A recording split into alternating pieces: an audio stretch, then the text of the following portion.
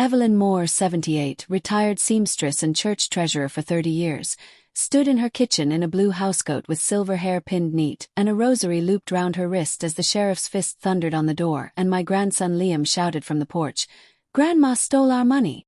And I set down my teacup, looked him straight in the eyes and said, calm as sunrise, "No, darling, I simply gave it back to its rightful owner, me."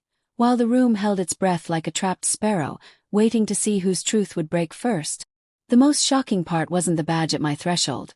It was the look on Liam's face, a boy I once rocked through fevers, now aiming words like stones because his parents told him I was a thief, because 3 bank accounts dried up overnight like bowls left out in Harmattan, because for months they'd planned to save costs by saving me nothing at all, whisking groceries from my cupboard one by one until hunger would do what guilt could not. And I, an old woman who still balanced ledgers by memory, decided to balance fate instead. "Will you judge me before you hear the whole of it?" "Ma'am," Sheriff Porter said, hat clutched to his chest as if he were afraid of breaking it, "we need to talk about some irregular transfers," and the word irregular fluttered in the air like a vulture that had found no meat, while I slid the chain off the door, invited him in, and offered to warm the kettle, because respect is a net that catches even the biggest fish when patience is your bait, don't you agree? Before we reach this doorstep, let's step backward through the hallway of months to where the rot began, because stories are rivers. You cannot understand the waterfall until you know the quiet bend that feeds it, can you? I had lived alone since Harold passed, a soft-voiced carpenter who could coax hymnals from mahogany and apologies from stubborn men, and my life was simple. Mending hems for the neighborhood, keeping the church books, filling jam jars with coins for the children's choir, and Sunday dinners with my daughter Valerie, her husband Doug, and their 2, Liam and his little sister Daisy, who called me Nana Eve, and raided my candy tin like pirates with excellent manners. Doesn't peace always hum? Loudest right before silence. When the small strokes began, I hid them, how my fingers fumbled buttons and my left eye blurred after dusk, until the night I dropped a pan and heard my own fear ring louder than the metal, so I told Valerie, whose face went white, and within a week she and Doug had oxygenated concern into power of attorney papers. "Just in case, Mom," and I signed because trust is a habit that grows like ivy, and habits can strangle without making a sound. Have you ever found your kindness signing away your armor? At first there was help, sweet and warm. Groceries delivered, a ramp built over my 3 porch steps, pills sorted into cheerful rainbow boxes, hugs that tasted like relief, and I slept without flinching at the dark, believing love had simply changed its furniture and settled into my living room. But love sometimes brings cousins named control and cost, doesn't it? Then the quiet cuts, my debit card misplaced. "We'll pick up everything, Mom, and my church treasurer keys for safekeeping. You need to rest," and the freezer slowly emptier. "We're budgeting better," until the day I turned the tap and nothing came out because the utility company messed up, though the only mess was the new Mercedes in Doug's driveway and the weekend retreat Valerie posted online with drinks in hurricane glasses and captions about self-care.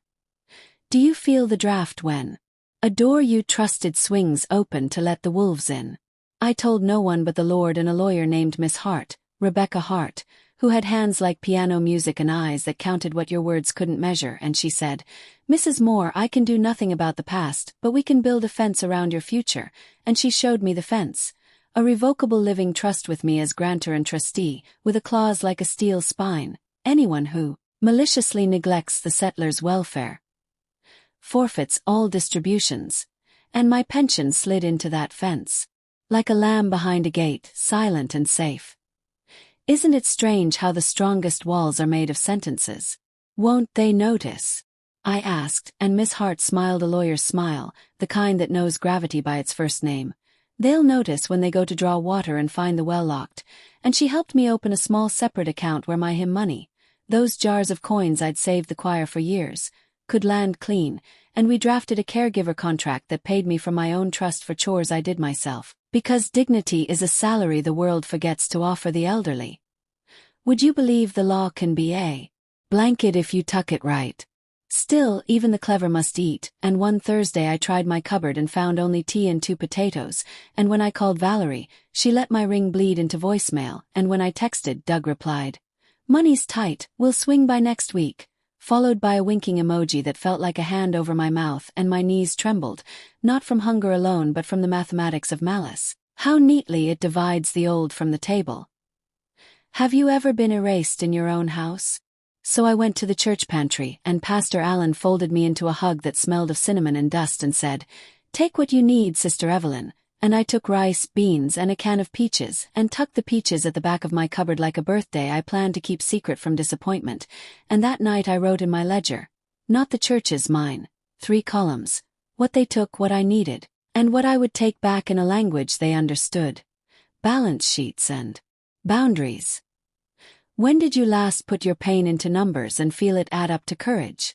Days later, Liam dropped off Daisy at my place while he ran an errand, and Daisy wandered to the bathroom, came back whispering, "Nana, the water is cold," which told me the gas had gone due to an oversight, and while they forgot my warmth, Valerie's social flutter sang about a spa day, and something inside me stopped asking permission and started making a plan.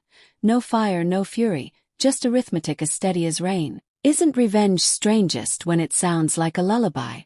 I studied their accounts, not by hacking, but by reading the papers I was still allowed to see, because power of attorney swung both ways if you looked at the hinge, and learned how they'd rerouted my pension to manage it more efficiently, a phrase that tasted of iron, and how they'd set up a joint investment fund for family goals, with me listed as contributor but not beneficiary, and the trust clause Miss Hart wrote hummed like a quiet lion, waiting for its cue.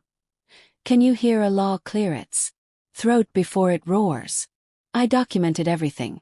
Photos of my empty pantry, dates of missed grocery runs, text threads with promises as flaky as old paint, Daisy's complaint about the cold water, the shut-off notice Captain Doug forgot to hide, and I took them to Miss Hart, who filed a petition to revoke their authority and notify the bank that distributions to any neglectful party were frozen pending review. And then I executed my trustee powers, shifting funds from the family goal to a restricted account for my care, stamping each transfer with a clause like a seal ring pressed into wax.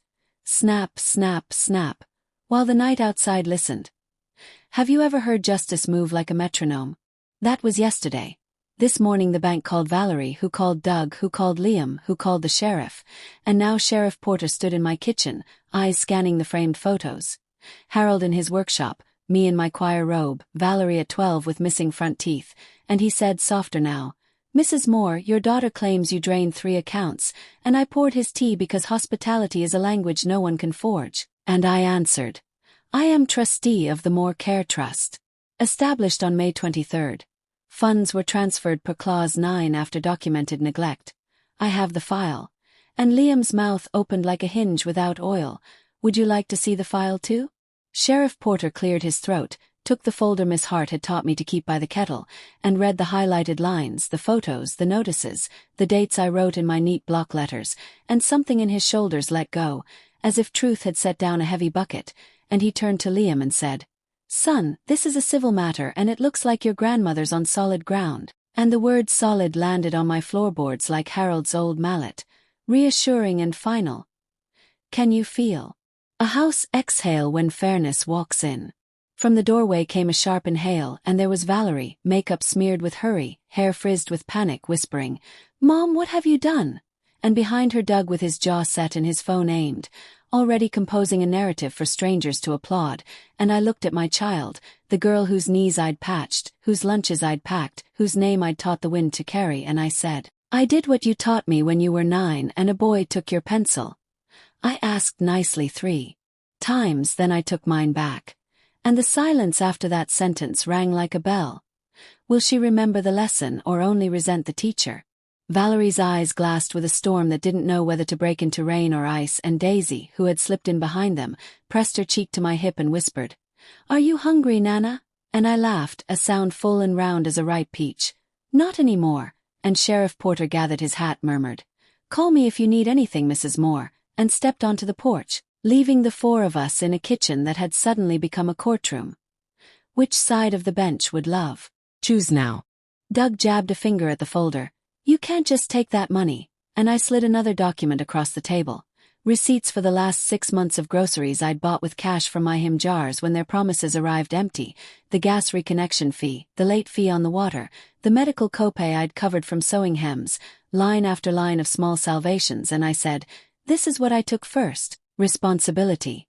And his mouth struggled around a reply that refused to be born. Will Accountability ever be welcome at a table set for entitlement?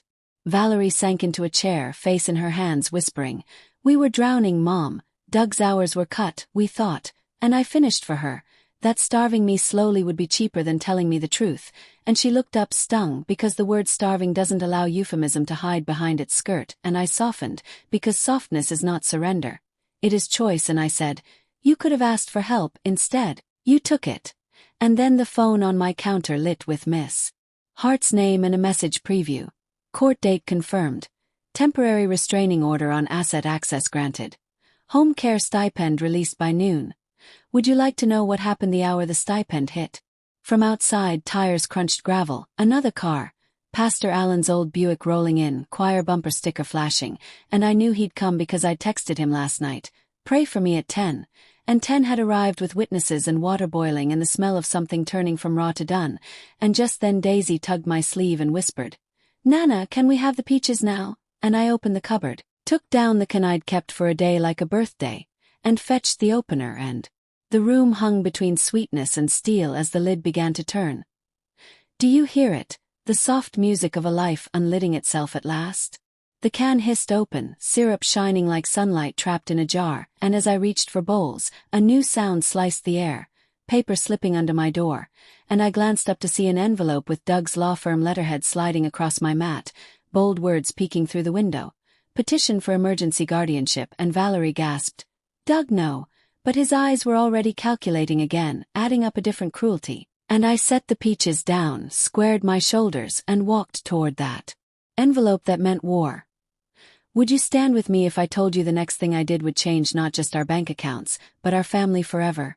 The envelope lay on the mat like a coiled snake, stamped with Doug's law firm seal, and though my knees wanted to tremble, I forced them into stillness because fear is the fuel of those who want to own your breath.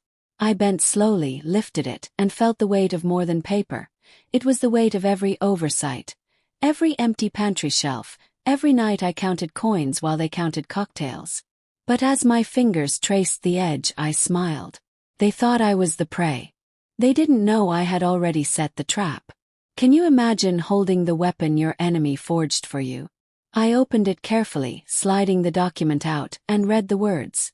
Petition for emergency guardianship. The ink practically sneered, suggesting I was incompetent to manage finances and self-care. Doug's signature sat at the bottom, bold as arrogance, and Valerie's co-signature leaned against it, shaky but present, like a guilty accomplice who still prayed the crime might erase itself. My heart squeezed, not from fear, but from betrayal sharp enough to bleed. And yet, the same hands that stitched wedding dresses and christening gowns knew how to stitch justice too. Do you see how betrayal often hands you the scissors to cut yourself free? Daisy tugged my sleeve, whispering, "Nana, does that mean they're taking you away?" I pulled her close, kissed her curls, and said, "No, baby girl. They'll learn you can't cage a woman who built her own doors." Still, her words echoed in my bones. Taking you away. That was their plan all along. Strip me of my name, my choices, my dignity, until nothing remained but the quiet they could forget. But I had not forgotten the trust. I had not forgotten Miss Hart's steel-clad claws. And I had not forgotten my ledger of wrongs waiting for a reckoning. Don't you find that memory becomes a sword when you keep sharpening it against truth? That night I didn't sleep. I sat at my oak table, lamp burning low, and spread out my records. Bank statements with withdrawals signed in Doug's neat hand. Grocery receipts from my own pocket. Utility cut-off notices folded and unfolded so many times the paper groaned. And the photos. Me standing before an empty pantry, my cupboard barren but for one can of beans, my face straight at the lens, unflinching. Each page was a brick, and by dawn, I had built a fortress out of paper. Have you ever turned your suffering into a shield? By morning, I dressed in my Sunday best. A lavender dress Harold always loved, with pearl buttons and a brooch shaped like a dove, and I walked to Miss Hart's office with a folder under my arm. She read everything in silence, her lips tightening, her eyes flashing when she reached the guardianship petition. Finally, she leaned back, tapping her pen.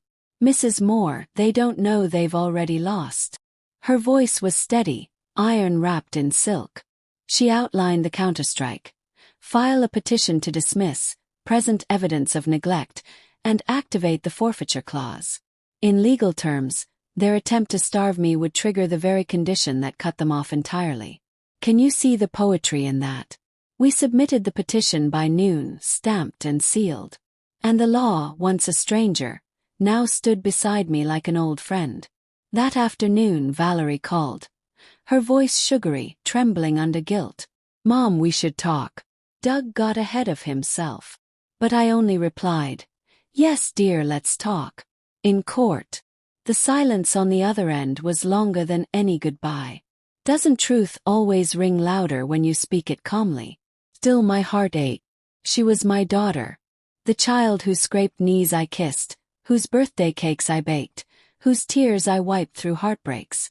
And now she signed her name to a petition that treated me like a burden too heavy to bear. The ache gnawed me, but I let it. Pain, I'd learned, can either hollow you or hallow you. Chose the second. Have you ever decided your heartbreak would polish you instead of break you? The following Sunday, I walked into church, head high, lavender dress swaying, and whispers followed me like shadows. Did you hear? Her family's suing her. Imagine at her age. But Pastor Allen greeted me with warmth enough to burn the gossip to ashes. After service, he called me before the congregation. "Sister Evelyn has stood for this church for 30 years, he said. "Now we stand for her." And when the choir sang, I felt every note was armor strapped to my soul. Isn't it something when community becomes the family blood refuses to be? The court date arrived. Valerie avoided my eyes in the hallway, her hand clutching Doug's like a lifeline. Liam shuffled behind, angry but unsure, and Daisy reached for me, only to be pulled back by her mother's quick hand. I wanted to cry. Instead, I prayed silently, "Lord, let justice taste like mercy." Inside, Miss Hart stood sharp and precise, every word a scalpel peeling back their lies. My evidence spoke for itself. The judge's brow furrowed, his questions slicing through Doug's rehearsed lines. And when he reached Clause 9, the neglect clause, his voice rang like a gavel already fallen. Can you picture a lion pausing before it roars? "Mrs. Moore," the judge said, "you have demonstrated both competence and prudence in managing your affairs." Petition dismissed. Furthermore, the trust's conditions appear activated by clear neglect. Effective immediately, Valerie Moore and Douglas Price are disinherited from said trust. Gasps rippled through the room. Valerie broke into sobs. Doug's jaw hung slack. And me. I simply bowed my head because victory, when it comes, belongs to humility as much as to justice. Have you ever felt justice wrap itself around your shoulders like a cloak? But as we left the courtroom, Doug hissed under his breath, "This isn't over, old woman." And though the words carried venom, I only smiled. Because for the first time in months, I wasn't the one starving. It was them, their greed, their entitlement, their plans, starved by truth, by law, by the same hands they had once thought too frail to fight.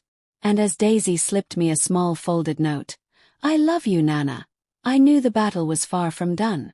Doesn't every victory light a fuse for the war still to come? That night, as I placed Daisy's note in my Bible, I heard tires outside again, slowing near my drive. Headlights lingered longer than a passing car should. And when I peeked through the curtain, I saw Doug's silhouette, his face lit by the glow of a cigarette, staring at my house as if measuring it. The ember flared, then died, but his shadow remained in my mind long after. What would he do next now that the money was gone? And that, dear listener, is where the story tightens its grip. Because when a man starved of money hungers for power, the lengths he will go may chill your bones. Would you like to know how far Doug went when the bank accounts closed their mouths? That night, the cigarette ember outside my window smoldered in my mind like a coal dropped on a wooden floor. I lay awake, listening to the quiet creaks of my old house, each one a question. Was that the wind? Or footsteps? I prayed silently. "Lord, keep me hidden under your wing," and clutched Daisy's little note against my chest. But fear has a way of tiptoeing into your bones, doesn't it? and even in prayer I felt its chill. The following morning, the sun rose soft and golden, pretending nothing had happened, but I saw the tire tracks in the gravel drive. They weren't from Pastor Allen's Buick or Sheriff Porter's patrol car. They were fresh, deep, and wide like Doug's SUV. Proof he'd been here. Proof he'd lingered. My neighbor Mrs. Callahan waved from across the fence, whispering, "Your son-in-law was prowling last night." I nearly called the police. I thanked her, but inside I trembled. If he had lost my money, what might he try to take instead? Haven't you seen how desperation makes even familiar faces dangerous? I busied myself with chores, laundry flapping on the line, bread rising in the oven. Small acts of control when bigger things felt slipping. But halfway through folding towels, the phone rang. It was the bank.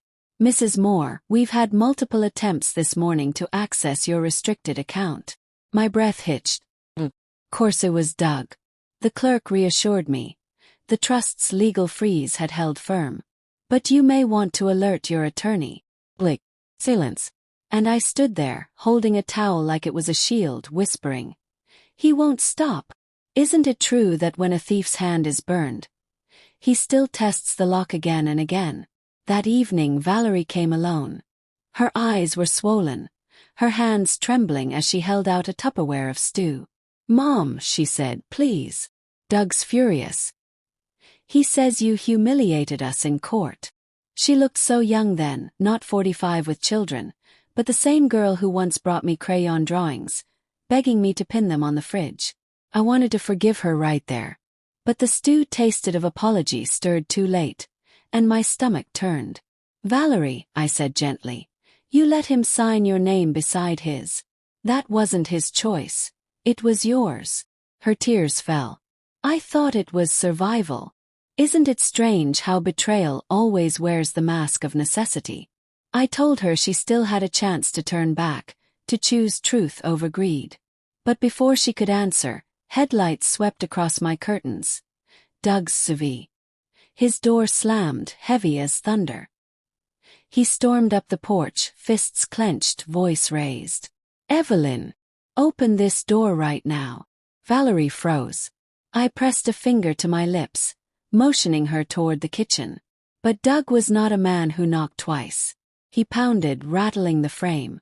My heart hammered, but I remembered Harold's old hammer hanging in the shed.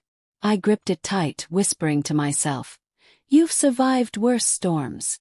Don't we all find hidden weapons in the very tools we thought were ordinary?"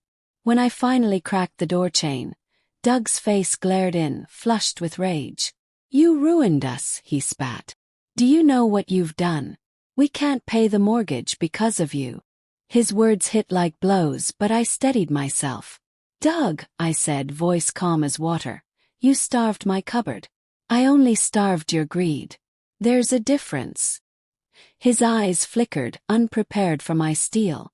Then he leaned close, whispering so only I heard, "If you think this is over, old woman, you don't know me." And then he smiled. That smile chilled me more than his anger. Because it wasn't anger anymore, it was planning. Have you ever feared a smile more than a scream? The sheriff arrived minutes later, called by Mrs. Callahan, who'd heard the shouting. Doug had already peeled out of the driveway, tires spitting gravel. Sheriff Porter looked me over, steady but concerned. "Mrs. Moore, if he escalates, you call me right away. I'll file a restraining order." I nodded, though I knew a piece of paper could not bar a desperate man. Yet I also knew this. Every threat he made dug him deeper into the pit he'd already started falling into. Don't enemies always build their own graves, shovel by shovel? Valerie lingered after the sheriff left. She touched my hand, soft as a child again. "Mom," she whispered, "I don't know what to do." I squeezed her fingers, looking into eyes so much like Harold's. "Then choose better than you did yesterday," I said. She nodded, lips trembling. But promises are easy under porch light. The test would come in daylight, when Doug's grip pulled again. Haven't you noticed how love is often weighed not by words, but by which hands we refuse to hold? That night, I placed Daisy's note and Valerie's tear-stained napkin into my ledger, under the column marked "Still Worth Saving." It wasn't just numbers now, it was people, love, betrayal, survival. My story had stopped being about hunger. It had become about inheritance. Not of money, but of strength. And as I closed the ledger, I heard the distant growl of Doug's CV circling again, like a wolf testing the fence. What would he do when circles turned into strikes? The next morning, Pastor Allen knocked at my door with a box of groceries. "The choir took up a collection," he said warmly. "You're not alone, Sister Evelyn." I wept, not from hunger this time, but from the reminder that family doesn't always wear your last name. He prayed with me, his hand firm on mine, his words rising like a shield around my house. But when he left, I noticed something chilling tucked under the mat, a folded note in Doug's handwriting. 4 words only, "You can't stop me." I stood in the doorway, note shaking in my hand, the morning sun glaring down on the ink. He hadn't finished. He was circling, waiting, plotting. The battle in the bank was won, yes, but now the war had shifted to my doorstep. And as I tucked the note into my ledger under the column marked "Threats," I whispered to myself, "Then let him come." Because if they planned to starve me of safety, of peace, of rest, they were about to learn. I knew how to starve their every weapon too. And just as I turned from the door, the phone rang again. Miss Hart's voice urgent. "Evelyn, we need to meet immediately. Doug's filed something new, something that could change everything." What could Doug have possibly unleashed this time, when he already had nothing left to lose? Would you like to hear how his next move nearly cost me more than money? Nearly cost me my freedom? Miss Hart's words crackled through the receiver like lightning before a storm. "Doug's filed something new, something that could change everything." I gripped the phone tighter, pulse drumming in my ears. "What did he file?" I whispered. Her pause was deliberate, heavy, the kind of silence lawyers use when they know the next sentence will bruise. "A petition for mental incompetence," she said softly. "He's claiming you're unfit, delusional, paranoid. He's asking the court to appoint him your guardian." My knees buckled, and I sank into Harold's old chair. Guardian. The word tasted of chains. I had balanced church ledgers for 30 years, sewn gowns for half the town, raised a daughter and grandchildren. And now Doug wanted the world to believe I couldn't tell the difference between a stove and a sink. Isn't it cruel how quickly liars try to rewrite your mind when they can't touch your money? Miss Hart continued, brisk and firm. "The hearing is in 3 weeks. We'll need medical proof of your competence. Doctors' statements, community testimonies. I'll fight this, Mrs. Moore. But Doug's pulling every string." Her tone carried more warning than comfort. I thanked her, set down the receiver, and stared at the ledger on my table. My neat columns blurred with rage. To starve me wasn't enough, they wanted to erase me. Doesn't hunger always escalate into erasure when greed finds no crumbs left? That night I couldn't eat. Even the choir's groceries sat untouched. I walked from room to room, running my hand along the photos. Harold holding Valerie as a newborn, Liam in a scout uniform, Daisy with cake frosting on her cheeks. Proof of the life I'd lived. Proof that I wasn't some ghost to be managed. But fear whispered louder. What if the judge believed Doug? What if papers outweighed memory? Haven't you seen how courts sometimes mistake lies for light when the ink is dark enough? The next morning I acted. I scheduled a full medical checkup with Dr. Wallace, who had known me since I was 25. His office smelled of antiseptic and lavender from the nurse's diffuser. He ran every test, memory, coordination, reflexes. I answered each question steady and clear, reciting dates, solving puzzles, even naming the 12 apostles backwards just to make him laugh. At the end he patted my hand. "Mrs. Moore, you're sharper than half the young folks I see." His written statement, stamped and signed, felt like a sword slipped into my palm. Isn't it strange how dignity shines brightest under examination? But Doug was not idle. Days later, Valerie arrived, her face pale, clutching papers. "Mom." Doug's gathering people. Neighbors. Even Liam. My heart clenched. Neighbors. She nodded, tears in her eyes. He's telling them you wander at night, that you forget the stove, that you leave the door unlocked. Lies stacked high as bricks. I asked, "And you?" Her silence was my answer. Sometimes betrayal doesn't roar, it just looks away. Doesn't silence hurt more than slander when it comes from your own blood? I turned to the one place I still trusted, the church. Pastor Allen didn't hesitate. He rallied the congregation. Who here has seen Sister Evelyn keep the choir books balanced to the penny? Who here has tasted her jam, seen her stitch, heard her sing every hymn by heart? Hands rose, voices shouted. Testimonies flowed like a river. Miss Hart collected them all. Dozens of letters signed and dated. A community chorus louder than Doug's accusations. Proof that while he spread shadows, light had witnesses too. Isn't it true that truth shines brightest when spoken by many mouths? Still nights grew dangerous. I woke once to find my gate ajar, though I had locked it. Another time the kitchen window latch was broken, bent like a forced entry. Nothing taken, just moved. A chair shifted, a drawer left open. Psychological warfare. Doug wanted me rattled, trembling, doubtful. But instead I tightened the locks, set Pastor Allen's deacons on rotation to check on me, and kept Harold's hammer by my bedside. They planned to starve me of peace. I planned to starve them of victory. Have you ever felt fear harden into resolve like clay fired into stone? The hearing day came fast. The courthouse smelled of varnish and paper.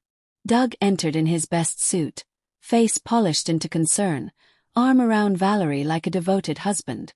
Liam followed, glaring at me, his young eyes poisoned by half-truths. Daisy tried to wave, but Valerie pulled her hand down. I clutched my Bible, whispering psalms under my breath. Miss Hart stood ready, files stacked, posture like a soldier before battle.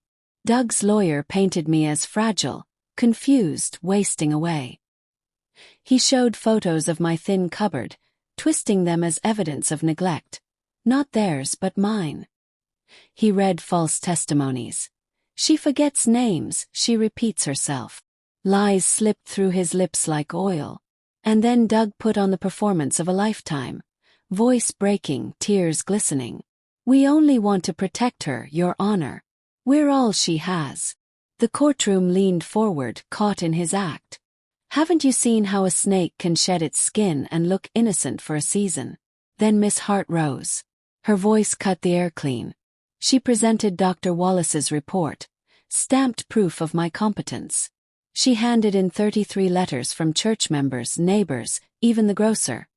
Testimonies of my clarity, my independence, my integrity. She held up the guardianship petition Doug filed, the same one the judge had dismissed weeks ago. "This," she said firmly, "is not the action of a man who wishes to protect. This is the action of a man who wishes to consume." Finally she called me to the stand. I rose slowly, every wrinkle on my face a story, every step a sermon. I spoke plain. I told the judge about the empty cupboards, the cut-off utilities, the hunger I endured while they drove new cars. I told him about the note under my mat, the midnight prowling, the broken window latch. And then I ended simply. "They planned to starve me slowly, Your Honor. But I starved their bank accounts first. Because if I didn't, they would have starved me right into the grave." The courtroom went silent. Even Doug's lawyer dropped his eyes. The judge leaned back, fingers steepled, studying me. The silence stretched, heavy, unbroken, until his gavel struck once, sharp as a drum. Petition denied. Mrs. Moore is of sound mind and fully capable of managing her affairs. Furthermore, this court recognizes a pattern of financial and emotional neglect by Mr. Douglas Price and Mrs. Valerie Moore. Any further petitions of this nature will be treated as harassment and punished accordingly. Gasps filled the room. Doug's face drained white, his jaw twitching with rage he couldn't hide. Valerie wept quietly, shoulders shaking. Liam looked between us all, confusion dawning. And Daisy, sweet Daisy, smiled through tears, whispering, "Nana won." But as we left the courthouse, Doug brushed past me, his breath hot with venom. You may have beaten me here, he hissed, but you can't keep watch forever. Everyone slips, Evelyn. Everyone. His words slithered into my ears like smoke. And that night, as I locked every window twice and set Harold's hammer on my nightstand, I realized, starving their bank accounts wasn't enough anymore. Doug wasn't fighting for money now. He was fighting for pride. And pride is a beast that burns down houses when it finds no bread. Would you like to know what he did next? The move that almost set my whole world on fire, both figuratively and literally. The night after the court victory carried a strange silence, heavy and sharp. My house felt like it was holding its breath. Every creak of the floorboards, every sigh of the wind against the shutters made me sit up straighter, ears straining. Harold's hammer rested by my bedside, its wooden handle worn smooth from years of work, now repurposed as a weapon. I whispered psalms into the stillness, clinging to faith while shadows prowled outside my window. Haven't you noticed that sometimes silence isn't peace, it's plotting? Around midnight, the smell of smoke clawed into my nostrils. I bolted upright. At first I thought it was a dream, but then I saw it. Wisps curling under the door, thin gray fingers reaching into my room. My heart thundered as I grabbed the hammer and stumbled to the hall. The air was acrid, thickening fast. I rushed to the back door, flung it open, and there it was. A small pile of smoldering rags pressed against the siding, flames licking upward like hungry tongues. I grabbed the garden hose, hands trembling but steady enough to aim. Water hissed and spat, steam billowing. My lungs burned as I coughed, spraying until the last ember died. The fire hadn't spread, thank God, but the scorch marks scarred the wood like fingerprints of malice. My neighbor Mrs. Callahan appeared in her robe, eyes wide. Lord have mercy, Evelyn. Are you all right? I nodded, shaking, the hose slipping from my hand. It didn't start itself, I whispered. Don't flames always leave behind the echo of the hand that lit them? The sheriff came within the hour. His flashlight beam traced the charred siding, the soaked rags. This was deliberate, he said grimly. I'll start an investigation. He glanced at me, his voice low. You know who's behind this, don't you? I met his gaze. I know. But proof hides better than guilt. Isn't it the cruelest truth that evil often wears gloves? The next morning I found another note in my mailbox. 5 words scrawled in Doug's sharp hand. Accidents happen to old women. My stomach clenched. It wasn't just greed anymore. It was war. Yet fear didn't paralyze me this time. Sharpen me. I carried the note straight to Miss Hart.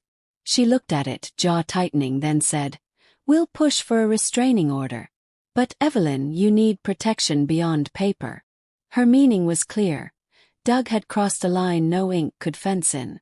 Pastor Allen rallied the deacons. They began rotating nights, parking in my drive, headlights off, keeping watch. Liam stopped coming around. Whether out of shame or Doug's orders, I didn't know. But Daisy slipped me small drawings through the church pew, hearts and stick figures labeled Nana. Those scraps of love fueled me more than any feast could. Isn't it funny how a child's crayon can outshine a grown man's threats? But Doug wasn't done. Days later, Valerie appeared on my porch again, her face hollow, eyes darting like a cornered rabbit. Mom, she whispered. He's talking about taking Daisy and disappearing. He says you've poisoned her against him. I don't know how to stop him. My breath caught. Daisy. Sweet Daisy, who still had baby softness in her cheeks. My blood turned to ice. Valerie, listen to me, I said, gripping her hands. If Doug takes that child, he won't just starve her of love. He'll starve her soul. Tears streamed down her face. What do I do? Doesn't desperation finally crack the wall silence builds? I told her the truth. She had to choose. Not halfway. Not with excuses. She could stand with me or she could sink with him. Her lips trembled. I'm scared, Mom. I leaned close, whispering. So am I. But courage isn't the absence of fear. It's choosing to stand anyway. She sobbed into my shoulder like the little girl she once was.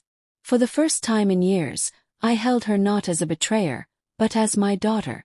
Could this be the beginning of her turning back, or just another flicker before the darkness swallowed her whole? That night I hardly slept. A note, a fire, the threat of Daisy being taken. All of it swirled in my mind like a storm without end.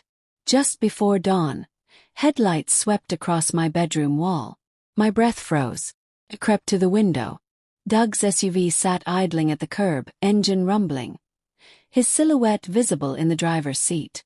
He didn't move, just sat there watching, waiting, like a wolf at the edge of the sheepfold.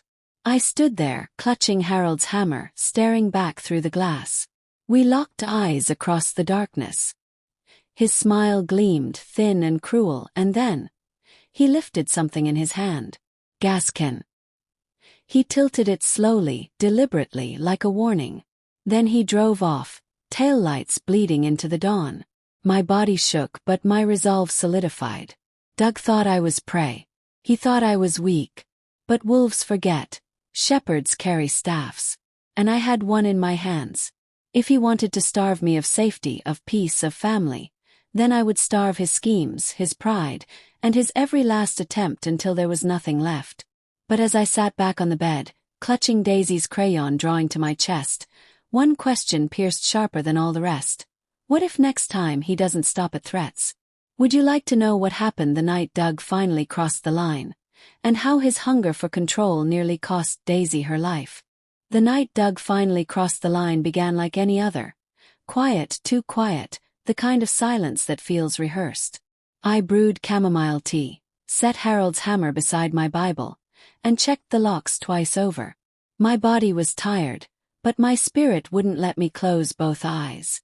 Haven't you felt it before? That warning hum in your chest when danger lurks nearby? Around midnight, a soft tap came at the back door.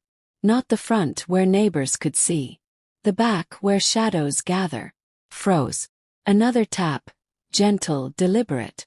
I crept closer, hammer raised, heart galloping. Then a whisper floated through the door. "Nana, it's me. It's Daisy." My heart nearly burst from my chest. I flung the door open. There she was, 10 years old, barefoot, cheeks streaked with tears, clutching her school backpack. "Daddy's gone crazy," she sobbed. "He said we're leaving tonight. He said I'll never see you again." I dropped to my knees, pulling her close, rocking her trembling frame. My worst fear had crawled out of the shadows. Doug had decided to take Daisy. Haven't you noticed that when a man loses everything else, he tries to control what loves him most? Before I could gather my thoughts, headlights swept the yard. The SUV screeched into the drive, gravel spitting like gunfire. Daisy screamed, burying her face in my chest. Doug's voice bellowed through the night. "Daisy! Get back here!" The door flung open and he charged toward us, face twisted with rage, the gas can from the night before still clutched in his hand. I rose, hammer in one hand, Daisy in the other, and stood firm on the porch. "You'll have to go through me first," I shouted, my voice trembling but loud enough to split the night. Doug froze mid-stride, surprise flashing across his face. He hadn't expected resistance from the woman he thought was too old, too weak. "She's my daughter," he spat. "You can't keep her from me." But Daisy's sob shook against me as she cried, "I don't want to go, Daddy. Please." Neighbors' lights flicked on. Mrs. Callahan's voice rang out, "I'm calling the sheriff." Other windows opened, curious faces peering. For the first time, Doug's stage had witnesses. His eyes darted, calculating, then narrowed back at me. He stepped closer, gas can swinging. "You think you've won, Evelyn? I'll burn this whole house down with both of you in it." Something inside me, fear, rage, love, boiled over. I lifted the hammer high and roared, "Take one more step, Doug, and I'll make sure you never lift a hand to her again." The words shocked even me. My arms shook, but I held steady. The hammer wasn't just wood and steel anymore. It was every hymn I'd sung, every ledger I'd balanced, every hungry night I'd endured, all sharpened into defiance. Don't grandmothers become lions when the cubs are threatened? For a heartbeat, the night held still. Doug's eyes flickered, rage battling hesitation. And then red and blue lights washed over the driveway. Sirens wailed. Sheriff Porter's car screeched to a stop. Deputies jumped out, guns drawn. "Drop it, Doug," Porter barked. "Now!" Doug froze, chest heaving, then tossed the gas can aside with a clang. His face twisted, but he raised his hands. The deputies cuffed him on the spot, Miranda rights echoing into the night. As they shoved him into the back of the cruiser, Doug spat over his shoulder. "This isn't finished, old woman. You'll regret this." But his voice sounded smaller now, muffled behind glass, swallowed by the flashing lights. And I stood there, Daisy wrapped tight in my arms, heart pounding but stronger than I'd ever felt. The sheriff walked over, eyes gentle but weary. "Mrs. Moore, you've just saved that child's life." He glanced at Daisy, trembling against me. "We'll file charges, arson attempt, child endangerment, threats." "He won't be out anytime soon." Relief flooded me, but sorrow too. Because inside that cruiser wasn't just a criminal. It was the father of my grandchildren. And the husband of my daughter. Haven't you ever felt victory sting because of who you had to defeat? Valerie arrived an hour later, face ashen, hair tangled, panic written all over her. "Where's Doug? Where's Daisy?" she cried.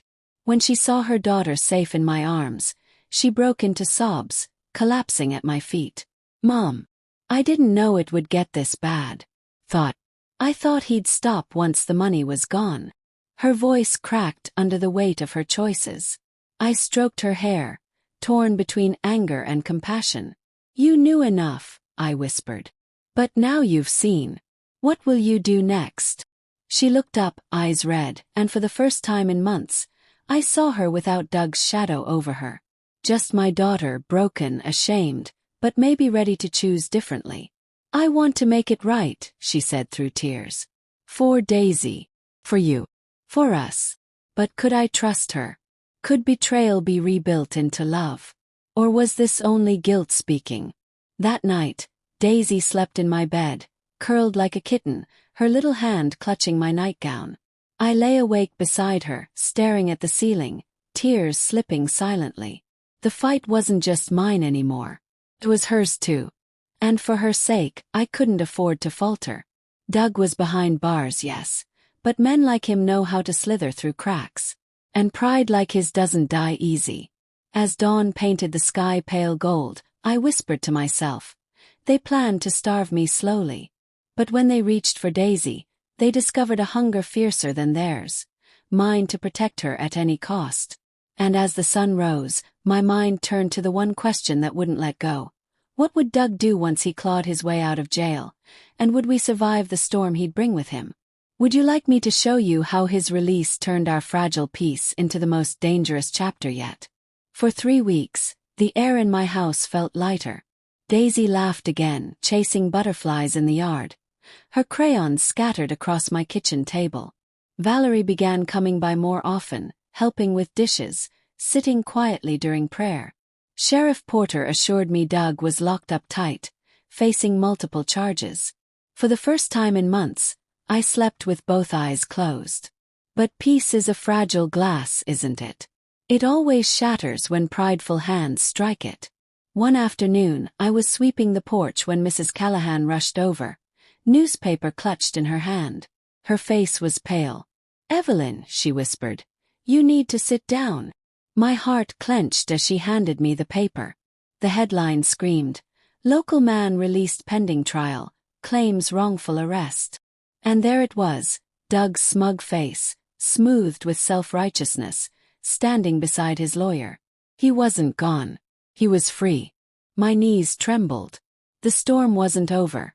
It was circling back, darker than before. That evening Valerie showed up, trembling. "He called me," she whispered. "He said this isn't over. He said he's coming for Daisy." Her voice cracked. "Mom, I'm terrified." I pulled her close, though anger prickled under my skin. She had let him into our lives like a fox into a henhouse, but now she looked like one of the hens, finally realizing the cost. Haven't you noticed that some people only see the fire once the flames lick their skin? Daisy overheard us and asked, her little voice trembling, "Nana, is Daddy coming back?" I knelt, holding her tiny hands. "Baby, no matter what happens, you are safe with me." My words were steady, but inside, fear coiled like a snake. Doug had slipped through once. What would stop him from slipping through again? Days later, strange things began happening. The mailbox pried open, my letters scattered across the yard. A brick tossed at the fence with a note tied to it. "You can't hide her forever." I reported each incident to Sheriff Porter, who shook his head grimly. "He's careful. No fingerprints, no cameras catching him. But we're watching." Watching wasn't enough. Doug was patient. Patient like hunger. And hunger waits. At church, Pastor Allen placed a hand on my shoulder. "Sister Evelyn, wolves don't stop at fences. But remember, you don't fight alone. The flock will stand with you." His words warmed me, but that night, when I lay awake listening to every crackle and creak, the warmth thinned. Protection feels different when the wolf is circling your very door. Haven't you found that faith is tested most when fear sits closest? One evening, Daisy was coloring when the phone rang. I answered, expecting Valerie. But the voice that slithered down the line chilled me. "Doug, you think you've won, old woman? You've poisoned my family against me. I'll take back what's mine. Daisy belongs with me." His laugh was low, cruel. "And when I'm done, you'll have nothing left to cling to but your hymns." My hand shook, but I steadied it against the table. "Doug," I said firmly, "you've already lost what matters most, your soul." He hung up, but his laughter lingered, echoing like a rattlesnake's rattle. Valerie broke down the next day. "Mom, I can't do this anymore. He's tearing me apart." She clutched her chest, tears streaming. "I want out. I want to divorce him." My breath caught. At last she had chosen.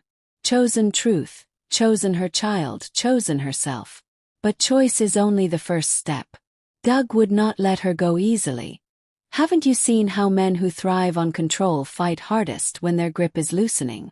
Miss Hart moved swiftly, filing for a restraining order and helping Valerie start divorce proceedings. We thought maybe, just maybe, the law could cage him. But Doug had always been a man who slipped through bars. And sure enough, 2 nights later, I woke to Daisy's scream. I rushed to her room, hammer in hand, only to find the window wide open, curtains flapping like frantic wings. Daisy stood frozen, pointing to the yard. "Nana," she sobbed, "I saw Daddy. He was right there. He tried to open the window." My blood iced. I pulled her close, rocking her trembling body, whispering prayers through clenched teeth. Doug hadn't just threatened this time. He had reached into my home, into her room, into her dreams. I called the sheriff immediately. Deputies searched, flashlights slicing the night, but found nothing. Only footprints in the dirt, large and fresh, leading away from the house. Proof he'd been there. Proof he would come again. When the deputies left, I sat in Daisy's room, watching her sleep, the hammer heavy in my lap. I knew then this wasn't just about money or pride anymore. This was about survival. Doug wanted to starve me, yes, but now he wanted to consume Daisy too. And as the night stretched on, I whispered a vow into the darkness. If Doug comes again, he will not leave with her. I will fight with every breath, every hymn, every ounce of strength left in my bones. Because sometimes, family isn't about who shares your blood. It's about who you'd bleed to protect. But just when I thought I had steeled myself for the worst, the next blow came from somewhere I never expected. Someone inside my own circle who betrayed me when I needed them most. Would you like me to show you how that betrayal almost destroyed everything I was fighting to protect? The betrayal came quiet, like a knife slipped between ribs when you're least prepared. It wasn't Doug this time, it was Valerie. One evening after supper, Daisy was asleep on the couch with crayons scattered across her lap. Valerie sat across from me, twisting her hands, her eyes dark with something I couldn't read. "Mom," she began, voice shaking, I went to see Doug today." Her words hit me like a cold wave. My chest tightened. "You what?" She burst into tears. He called me, said he needed to explain himself. I thought, if I just heard him out, maybe I could close that chapter. She paused, choking on guilt. But Mom, told him too much. I told him about the restraining order, about the divorce papers. I told him about Daisy's new school schedule. The room went still. My ears rang. I leaned forward slowly, my voice low and trembling with fury. Valerie, do you realize what you've done? You've handed him the map straight to your daughter. Haven't you noticed that betrayal doesn't always wear the face of an enemy? Sometimes it comes with your own child's voice. She collapsed against the table, sobbing. I didn't mean to. He sounded so desperate, so broken. I thought if I showed him kindness, maybe he'd let us go. My hands shook, but not from pity, from anger sharpened by fear. Kindness doesn't tame wolves, Valerie. It only feeds them. That very night, proof of her mistake arrived. Another note slid under the door, written in Doug's messy scrawl. I know where she'll be. Don't test me again. My stomach lurched. Daisy's school. He was planning something. The next morning I marched into Miss Hart's office, the note clutched in my hand. She read it, her jaw tightening. This is no longer just harassment. This is abduction waiting to happen. She looked me dead in the eye. Mrs. Moore, you must consider custody. File to take Daisy in full, away from both Doug and... She hesitated. Valerie, until she proves she can protect her. The words sliced me open. My daughter. My own flesh. Could I really fight to take her child away from her? Yet I thought of Daisy's terrified sob the night Doug tried her window, of her whisper. I saw Daddy, and I knew. Love isn't always soft. Sometimes it is steel. Haven't you realized that protecting the innocent often means standing against those you love? Valerie resisted at first. Mom, please. I made a mistake. Don't take Daisy from me. Her tears tore at me, but my resolve stood. You didn't just make a mistake, Valerie. You opened the gate while the wolf was circling. Her silence was my answer. I filed the custody petition. The judge granted me temporary guardianship while the divorce moved forward. Valerie wept but didn't fight. Doug, on the other hand, exploded. The night before the next court date, the phone rang again. His voice was venom. You think you've won. You think that child belongs with you. She's mine, Evelyn. And I'll get her back, no matter what it takes. His words dripped with obsession. But then his tone shifted, low and menacing. And if I can't have her, no one will. I slammed the phone down, heart hammering. My hands shook so violently I could barely hold my Bible. I fell to my knees right there in the kitchen, whispering through tears. Lord, protect her. Protect us both. Because I knew Doug's pride had twisted into something darker. This wasn't about money anymore. This wasn't even about Daisy's love. This was about control or destruction. The next day in court, Doug arrived late, his suit wrinkled, his face wild with fury. He glared at me across the aisle, eyes burning like coals.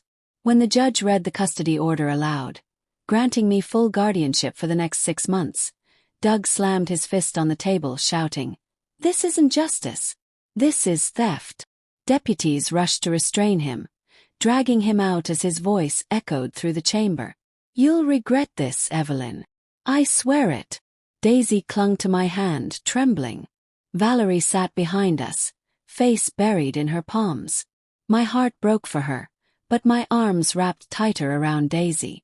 Because this battle was no longer about winning or losing, it was about surviving. That evening when we returned home, I found the front gate hanging open. On the ground was another note, this one smeared with dirt, the handwriting jagged. If I can't starve you, I'll burn you all to ash. I felt the weight of every year in my bones, but I also felt the fire of every fight I'd ever won. They had planned to starve me, yes. But now they were threatening to burn my world down. And I knew the next chapter of this war would demand more than faith, more than law.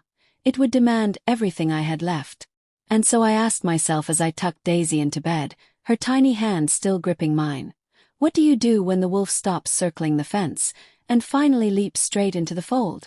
Would you like me to show you how that leap came, sudden and violent, on the night fire and fury nearly swallowed us alive? The night fire nearly swallowed us alive began with the sound of rain. A soft drizzle tapped against the roof, and for the first time in weeks, I thought maybe heaven was washing away the fear. Daisy had fallen asleep on the couch, crayons still in her hands, and Valerie, broken but slowly mending, sat by the window, staring out into the night as if searching for forgiveness in the raindrops. But just past midnight the drizzle changed. The patter on the roof grew heavier, sharper, irregular. I frowned, listening closer. That wasn't rain. I rushed to the window. What I saw froze my blood. Flames crawling across the yard, licking at the fence, swallowing the dry wood whole. Gasoline had been poured in streaks across the grass, burning in lines like snakes slithering toward the house. Fire!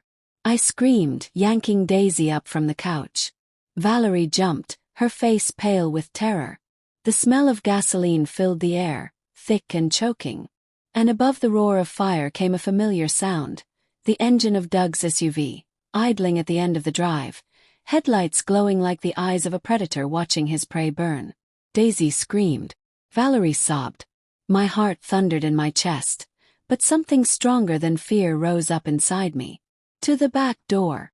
I shouted, clutching Daisy to my chest. We stumbled into the rain-soaked yard, the flames racing toward the house. I grabbed the garden hose, turned the valve, and sprayed wildly at the fire, steam rising in furious clouds. Valerie grabbed buckets, dousing the edges where the flames crawled fastest. Through the haze I saw him, Doug, standing by the SUV, drenched in rain but grinning, watching us fight for our lives. He wasn't running. He wasn't even hiding. He wanted us to see him, to know it was his hand feeding the fire. Haven't you seen evil grow bold when it thinks no one can stop it? Sirens wailed in the distance. Sheriff Porter was on his way. Doug's grin faltered, but instead of fleeing, he shouted over the roar of flames. You'll never keep her from me. If I can't have Daisy, neither will you. His voice cracked with madness. Then he lifted another gas can, raising it like a trophy. I dropped the hose, heart slamming, and stepped forward, hammer still tucked in my apron pocket. My voice broke the storm. Doug Price! I roared, every ounce of age and pain sharpening into thunder. If you take one more step toward this child, I swear before God and man, I will stop you myself. For a heartbeat, time froze. Me, an old woman, standing in the rain, hammer raised, fire blazing at my back, facing a man who had spent months trying to starve me, break me, erase me. His eyes widened just for a second. He hadn't expected resistance. Not from me. Not from the woman he thought too frail to fight. Then the red and blue lights washed over us. Patrol cars skidded into the drive. Deputies leapt out, guns drawn. Drop it, Doug! Sheriff Porter shouted through the downpour. Drop it now! Doug turned, wild-eyed, clutching the can. For a moment, I thought he would pour it all over himself and light the match, just to drag us into his ruin. But the deputies rushed him, tackling him into the mud. The gas can rolled free, spilling harmless into the rain. Doug thrashed, cursed, screamed, but this time they didn't just cuff him. They hauled him away like the rabid beast he had become. When it was over, I sank to my knees in the wet grass, Daisy still clutched tight in my arms. She sobbed into my chest, trembling, while Valerie knelt beside us, shaking with guilt and relief. The fire was out, the house scarred but standing. And I realized in that moment, they had tried to starve me, they had tried to burn me, they had tried to strip me of everything. But I was still standing, still breathing, still fighting. The deputies loaded Doug into the cruiser. His face pressed against the glass, twisted with rage. Even then, even in chains, he glared at me, mouthing words I couldn't hear, but I knew their meaning. This isn't over. And maybe it wasn't. Maybe men like Doug never stop fighting shadows. But as I watched that car disappear into the night, I felt no fear. Because for the first time, he wasn't circling the fence. He was locked inside it. Inside, I tucked Daisy back into bed. Her little hand clung to mine, even in sleep. Valerie sat across the room, her eyes swollen with tears. "Mom," she whispered, "I don't deserve your forgiveness. I nearly handed Daisy to a monster." My throat ached, but I reached out, touching her hand. "You were blind, child. But blindness isn't forever. What matters is whether you open your eyes before it's too late." The rain eased into silence. The house smelled of smoke and wet wood, scars carved deep into its bones. But it was still home, still ours. And as I closed my eyes beside Daisy, I whispered a vow that steadied me. They planned to starve me slowly. But I starved their schemes, their pride, and their fire. And I will never let them starve this child of her future. Yet even as peace settled into my chest, I knew one thing. Courts and jails may hold Doug for a time, but the true battle wasn't finished. Not until the final gavel struck, not until every chain was sealed, not until Daisy could walk free without fear. Would you like me to show you how that final reckoning came? The day court, family, and faith collided, and Doug finally reaped every seed of destruction he had sown. The final reckoning came not in the dead of night with smoke at my windows, but under the sharp light of the courthouse where truth cannot hide behind shadows. Weeks had passed since the fire. The house still smelled faintly of char, the siding bore black scars, and Daisy still woke sometimes screaming, "Daddy's here!" But she was healing, and so was Valerie. Slowly, painfully, like a tree bending back after a storm. And me. I was gathering every ounce of strength for the day justice would finally sit across from Doug. The courtroom buzzed with whispers the morning of the trial. Townsfolk packed the benches. Neighbors, church members, even the grocer who had slipped me bread when my cupboards were bare. They came not for spectacle, but because wolves had circled long enough, and the flock wanted to see them caged.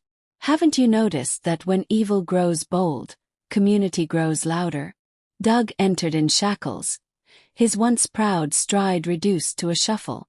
But even chained, his eyes searched the room with that same hunger. Control, pride, possession. He spotted Daisy beside me, and his lips curled into a smile that made her bury her face in my arm. My blood boiled, but I held steady. He would not break me here. Not now. The prosecutor laid it out plain. Attempted arson, child endangerment, harassment, financial exploitation. Miss Hart presented my ledgers, my photos, the notes he'd scrawled.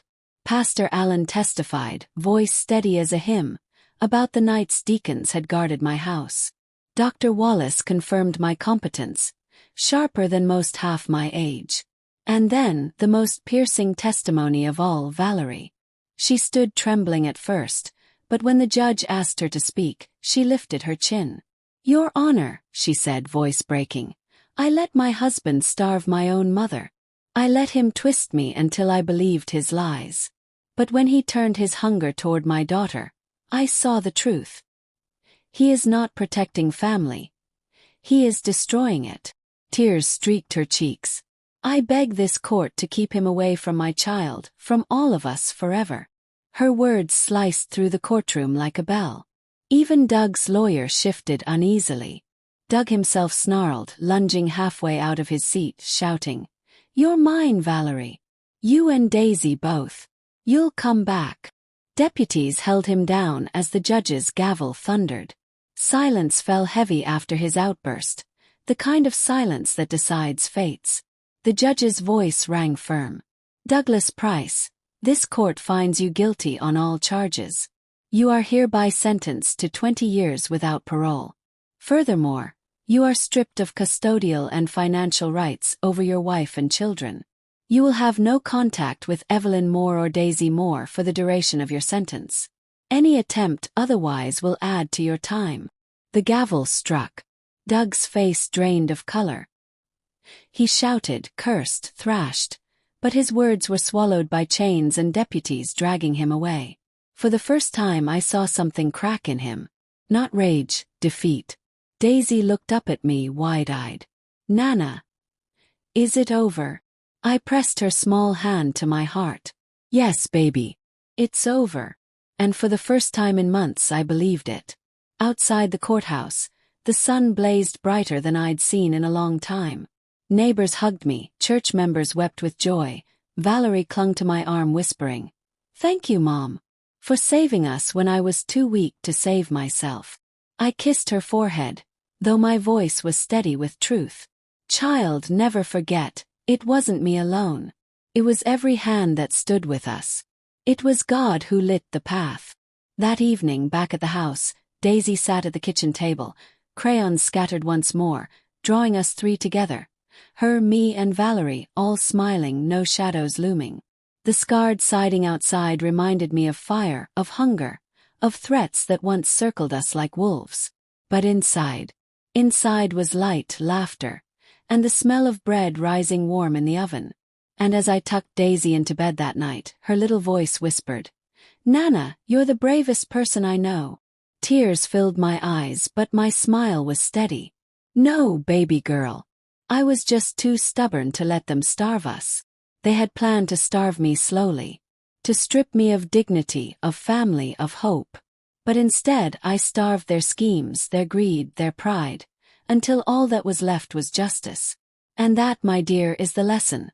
Wolves may circle, fires may rage, betrayals may wound, but strength is not measured by how much you lose. It's measured by what you refuse to let go of. And I refused to let go of love. Tell me, if you were me, would you have fought the same way? Or would you have let hunger, fire, and fear win?"